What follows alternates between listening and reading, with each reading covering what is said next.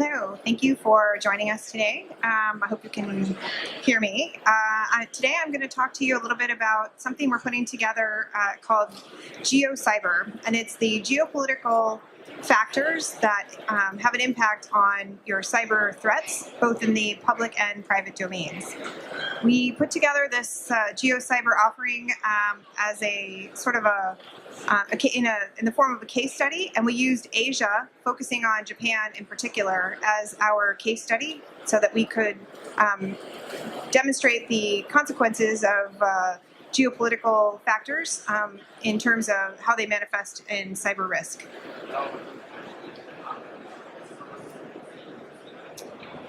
So, Geo Cyber Intelligence analyzes geopolitical factors and motivations that fuel any type of cyber incidents. Those incidents range from anything from a cyber espionage to cyber crime to state-backed cyber attacks. These geopolitical factors are now elements of national policy, often used in the same way that we use our militaries, our economic power, and our diplomacy.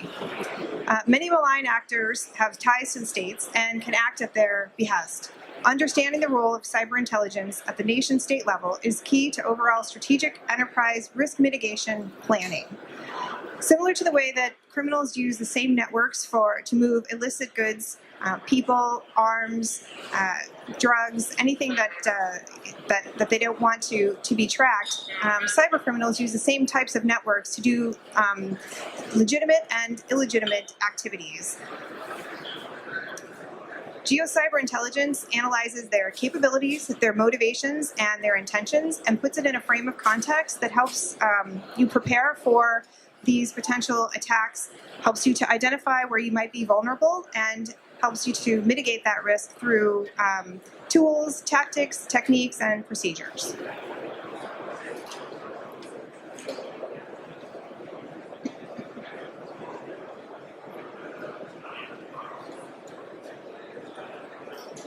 Okay, so as states recalibrate their engagements to each other to establish, maintain, or regain leadership positions in evolving power structures, cyberspace is going to become a key domain and a key battle space. We like to look at this in terms of digital terrain analysis, very similar to the way that we look at any other battle space with the key objectives, the centers of gravity, and the other military-type terrain features, only we're using digital terrain and we're using cyber actors as the enemies or the threat adversaries. It's a powerful, relatively cheap, multidimensional practice, and most importantly, it's deniable. And that is one way that these cyber actors level the playing field, is that they use these asymmetric capabilities in terms of cyber to be able to defeat or to harm other entities that may be more powerful than they are economically, militarily, or have better diplomatic skills, as in the case of North Korea, which is obviously one of those states that has very strong cyber capabilities, but very weak economic and political capabilities. Our format for doing our analysis is what we call the PESTLE. And in the PESTLE, we look at political, economic, social, technological, legal, and environmental factors that can affect your cybersecurity and that can cause other cyber actors to act in a certain way, whether that be for economic gain, for social causes, for a variety of political reasons. So in the political piece, we look at their states' cyber campaigns. Some of these state-backed actors they're witting state-backed actors, and some are not. It's important to understand the difference, like the way Russia acted in Europe and the way that Iran acted against Saudi Arabia. In Europe, and even in the United States, Russia had a political agenda, they had a political objective, and they used cyber to achieve that because it was deniable and it was easier to do than conducting, well, maybe not necessarily easier, but it was more politically acceptable to do than a kinetic strike. In the Middle East, Iran used the Shamoon virus to attack its economic competitor, Saudi Arabia, also sort of politically as well. And in essence, they were able to conduct a strike that brought down Saudi Arabia's largest manufacturer, Aramco, for an entire week. So these are the kinds of things, these are the drivers that we look at for potential cyber attacks and cyber crimes. Economically speaking, we look at what the motivators might be for smaller countries to attack larger countries. Sometimes, like in the case of North Korea, we saw North Korea conduct small WannaCry ransomware attacks in order to sort of offset the costs of sanctions and offset the economics that they lost, the financial incentives that they lost as a result of sanctions and as a result of the Chinese pressure to denuclearize. In terms of social causes, we see malign state actors and non-state actors championing social causes. So, for example, in Japan, there were cyber attacks that were conducted against the Japanese whaling industries, right? And that was an economic and social driver that fueled these attacks. Technologically, again, cyber is a weapon that a lot of small countries prefer because it doesn't cost a lot and they can't attribute it. And it also levels the playing field in the way that an asymmetric threat or asymmetric weapon can do. Legally, that is also another place that you have to really look at. States and countries that have legal frameworks to punish cyber criminals and cyber actors are less likely to encourage or even emanate from, cyber attacks are less likely to emanate from those countries that publicly punish malign cyber actors, such as the way that Japan does, and such as not the way that China does. So you'll see more malign cyber activity out of countries like China and less out of countries like the United States and Japan. This is the methodology that we use to kind of go through all the political drivers. First, we look at, what is the situation, what is the issue, and what kinds of potential threats would affect your company, your agency, your government office or organization. Then we plan for those. We sort of collect the information that we need. We analyze it. We present it. We strategize, present it, and then we deliver some sort of a mitigation strategy so that you can safely or feel pretty confident that you have mitigated the threat at least to the extent possible. So now I want to talk a little bit about our case study, where we took Asia as our pilot proof of concept of how these geopolitical factors have an impact on how cyber actors how they act. So we looked at the Pacific century, right? So the 19th century, the Atlantic area was the region that had the most tremendous economic growth, industrialization, and was basically the center of really the global economy. Over the last century, that center of gravity has shifted a little bit to the Pacific. And because of that shift, there is sort of an equilibrium that was disturbed. And now, many of these countries are trying to use cyber to regain the balance and to position themselves ahead, economically, politically, and even technologically. So as you can tell, by 2020, Asia will be home to 3 of the 4 largest economies in the world, which gives them a tremendous amount of incentive to collect all sorts of trade and negotiation secrets, all sorts of economic espionage, conduct economic espionage, as well as to try and find ways to defeat their potential rivals and peer competitors in the region.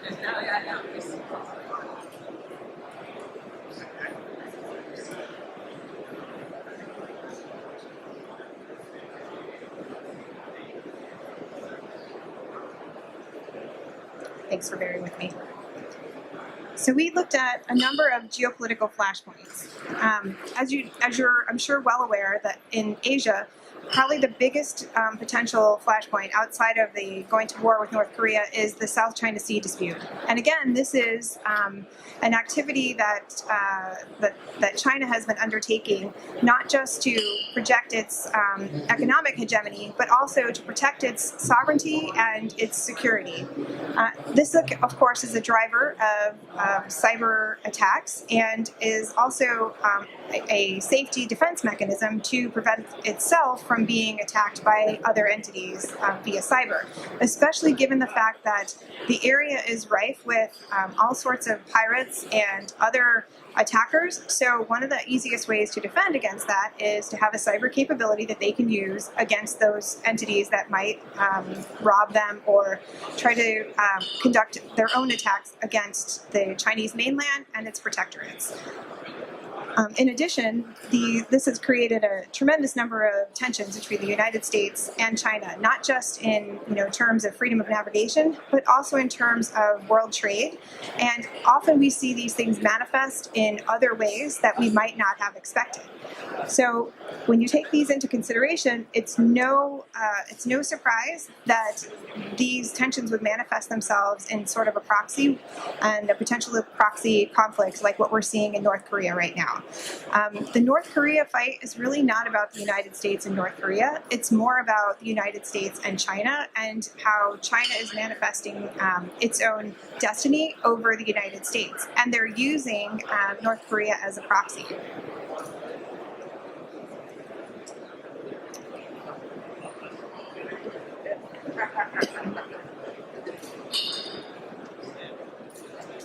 Okay, this is one of my favorite slides, the geopolitical realignment. So, as you know, we have been pressuring North Korea to denuclearize, and there have been a number of cyber attacks, both emanating from North Korea and emanating from the United States, Japan, and even from China towards North Korea to encourage them to denuclearize.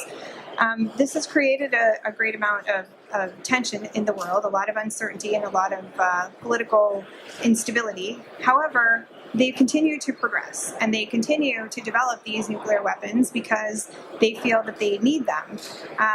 And they are trying to develop some sort of cyber technology that will allow them to keep those weapons and allow them to come into the region as peer players and peer competitors. Japan and South Korea, of course, are enhancing their security posture to protect themselves and defend themselves against this kind of a threat. So what they're doing is developing their own cyber capabilities, which will result in a proliferation of these type of cyber tools throughout the region, throughout Asia. Will they go nuclear? We don't know, but they potentially could as a defense mechanism. And again, these things are to sort of frustrate China's hegemonic ambitions in the region, as we just sort of mentioned. I'm going to talk to you a little bit about some of the threat actors, the major threat actors in the Asian region. Primarily, it's North Korea, because that's what everyone's looking at right now. They have not necessarily the most sophisticated cyber programs. However, they probably have the most lethal, and they are the most willing to use them. It's not as if they're interested in denuclearization or any of those programs, and so when they feel threatened, again, they're going to use some sort of a weapon that allows them to gain some advantage at very little price or cost to them in terms of political or economic costs. So they're using these cyber attacks to offset the sanctions costs, which is why we saw the WannaCry and the NotPetya type of attacks, where they're using ransom to pay some of the debts and to pay some of the research and some of the scientists that they've managed to hire or acquire. And they conduct cyber attacks on any critics as a means of defending themselves and their image. And when I say their image, I don't mean their public image outside of the world. I mean their public image inside North Korea. And they use it as a political disruptor, which they didn't do very often before. But now that we're engaged in this war of words, they're using it more frequently, and we're seeing this. And we could probably see, if we're using the geopolitical framework, we can see this evolve within the next couple of months into the same type of attacks that we saw from Russia. China's play.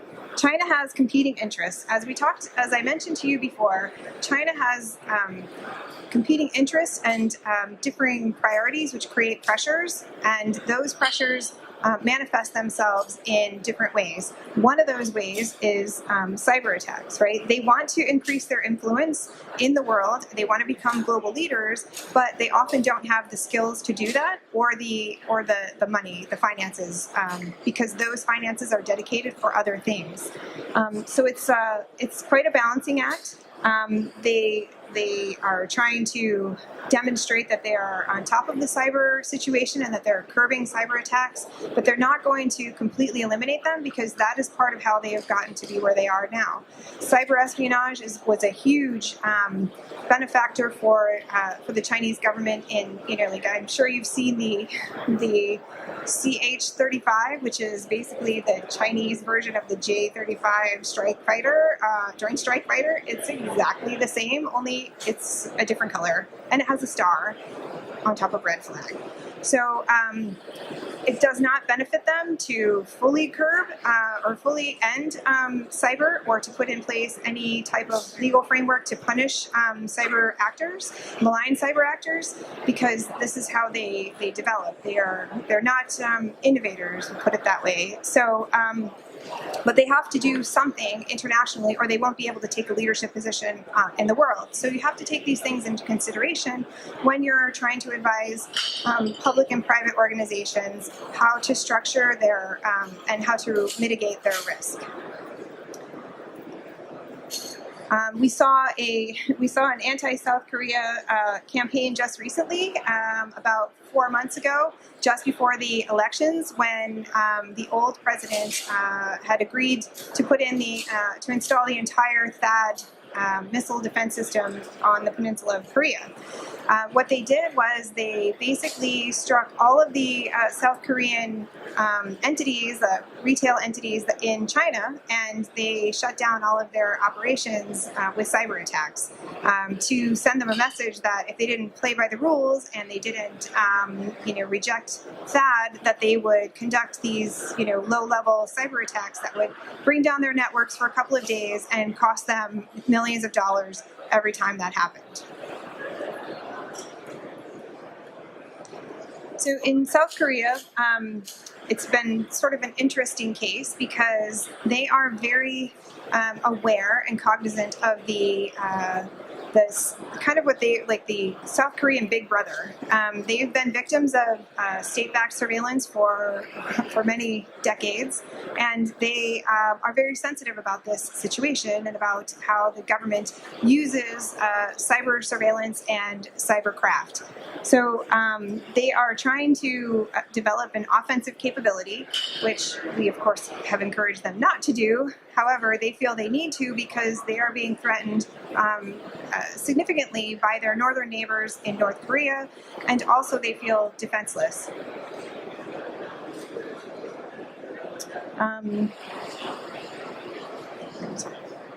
So now we're going to talk a little bit about the criminal underground and what this means for in terms of looking at the geopolitical factors and how you might be able to mitigate against them, right? So the three major actors are China, Russia, and Japan, with Japan being the least sophisticated of the three, in that they have an underground, but it's certainly not like our dark web where, you can pretty much buy anything you want from, blonde hair, blue-eyed, 15-year-old girls to drugs and all sorts of, terrible things. They don't have that capability.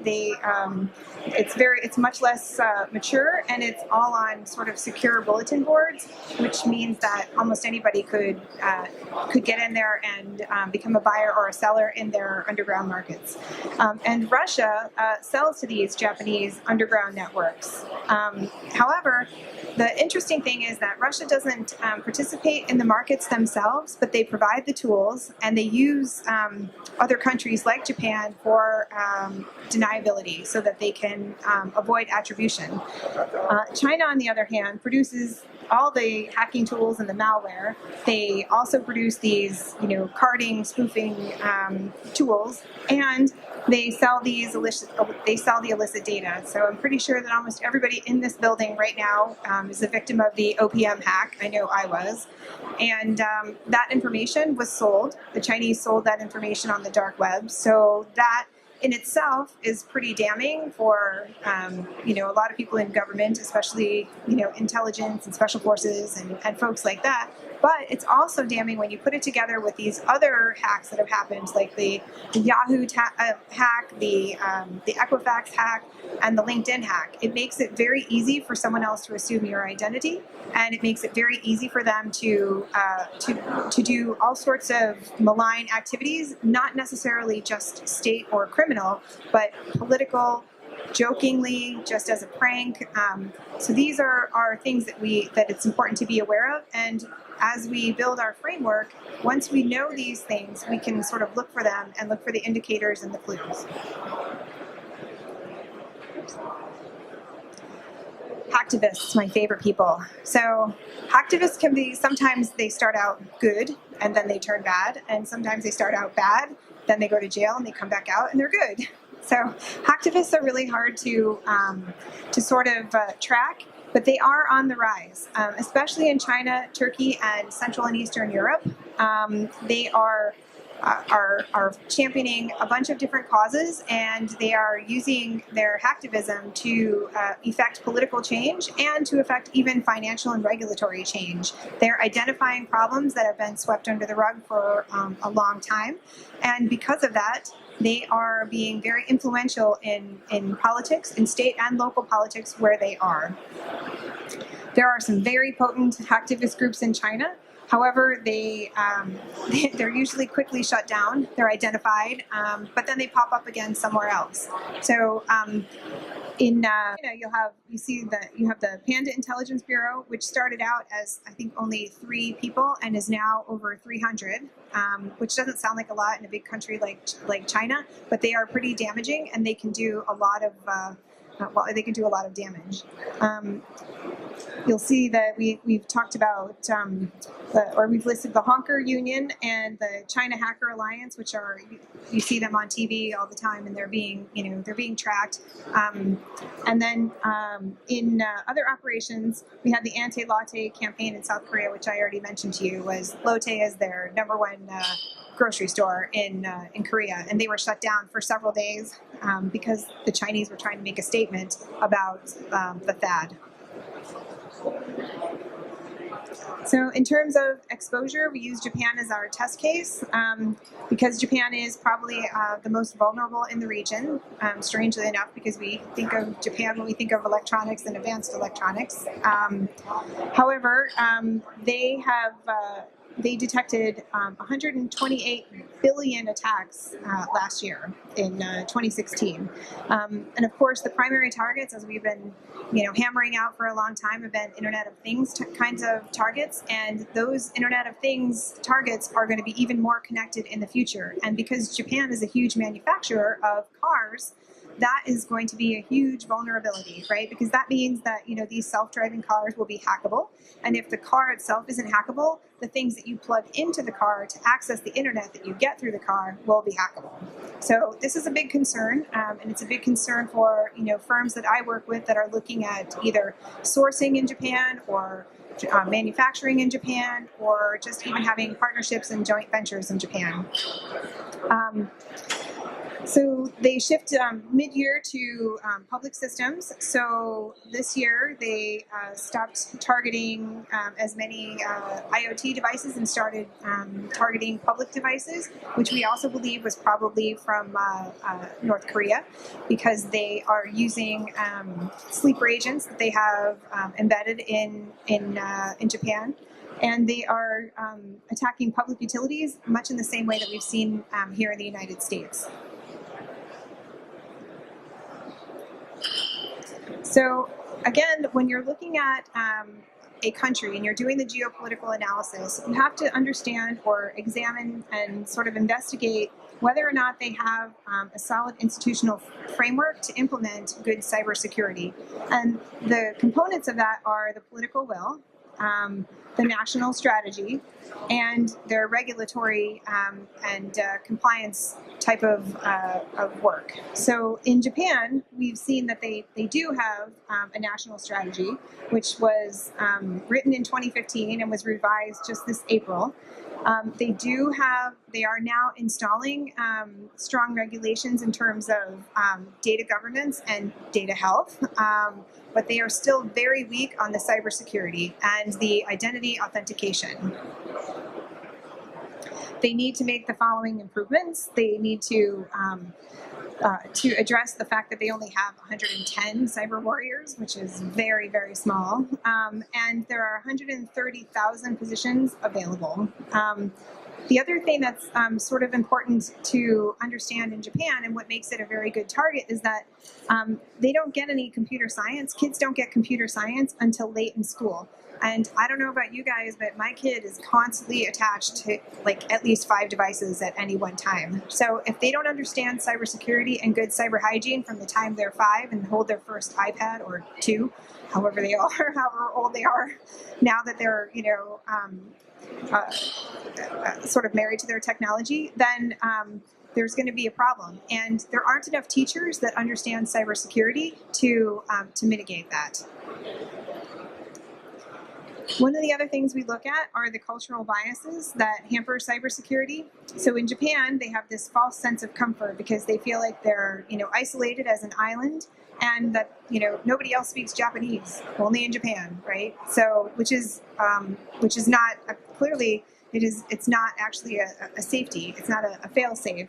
The thing is, when you're trying to sort of talk to governments or firms in Japan, you have to sort of be very culturally sensitive to these sort of frailties and failures, because they will be very reluctant to admit any guilt, which means it makes it very difficult to implement a remedy.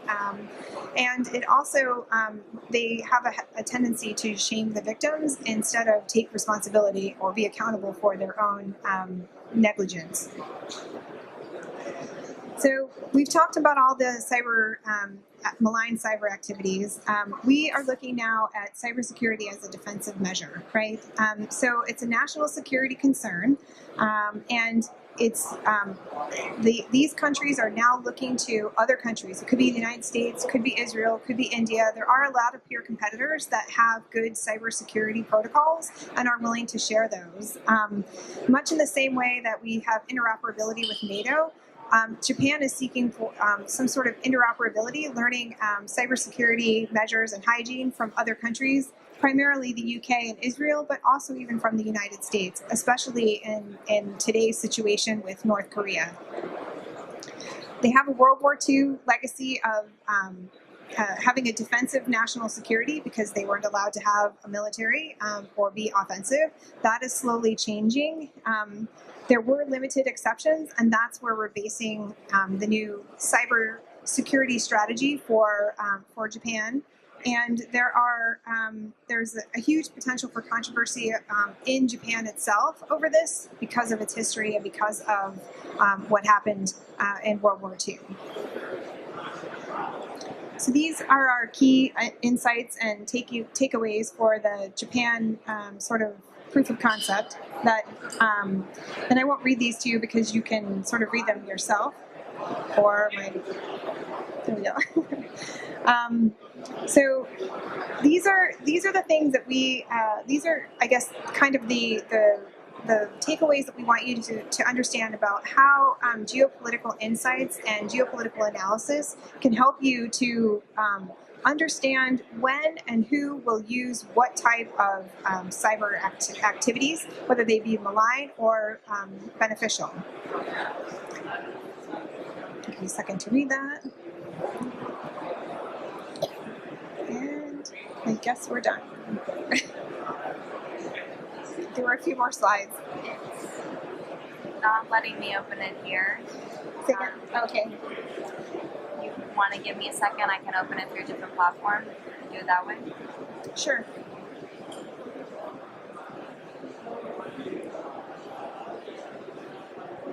I don't know if you want to take questions in the meantime. Okay. So in the meantime, we'll just take a few questions if you have any while we're having our technical glitches.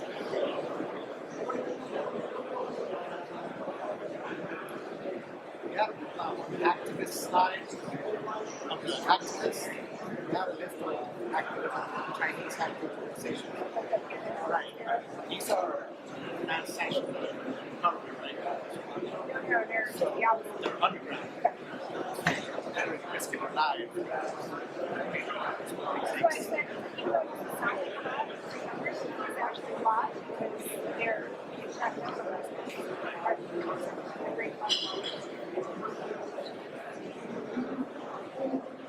So he asked me about the cyber hacktivists in China, and he was asking if they were state sanctioned, and they're actually the opposite. They're underground, and that's why I was remarking that it doesn't sound like a lot, 300 in a country of 1.4 billion. However, those are 300 that managed to evade cyber police, right? Chinese cyber police, which is no small feat. And overcoming the Great Firewall of China is not as easy as it sounds.